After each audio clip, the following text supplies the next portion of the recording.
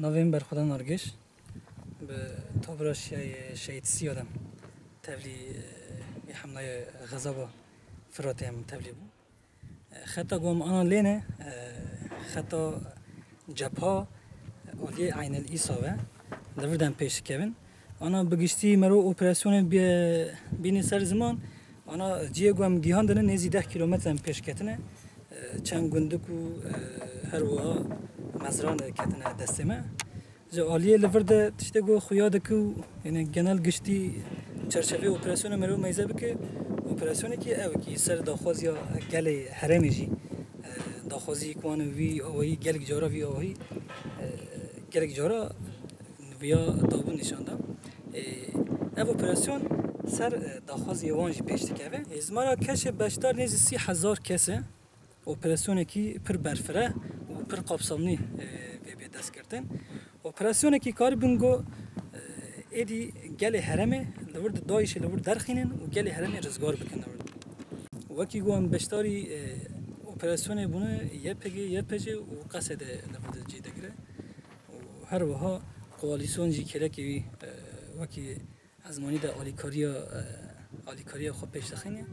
لورد تشته گو پیش دکوه گریلای نوژن و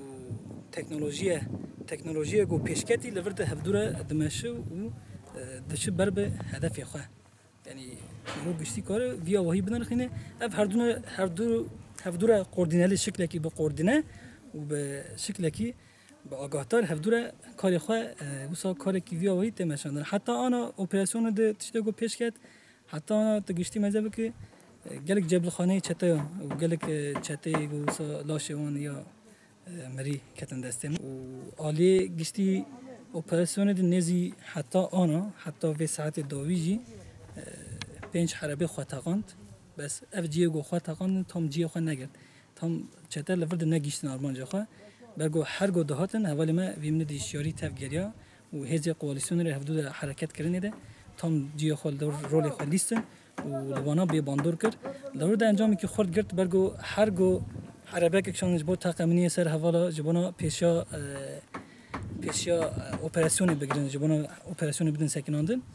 بس اف نی ورده هر جارجی نی ورده هات سکناندن و حربه وان بی باندور هات کردن اولی کی سرکفتی والی کی هم بهتر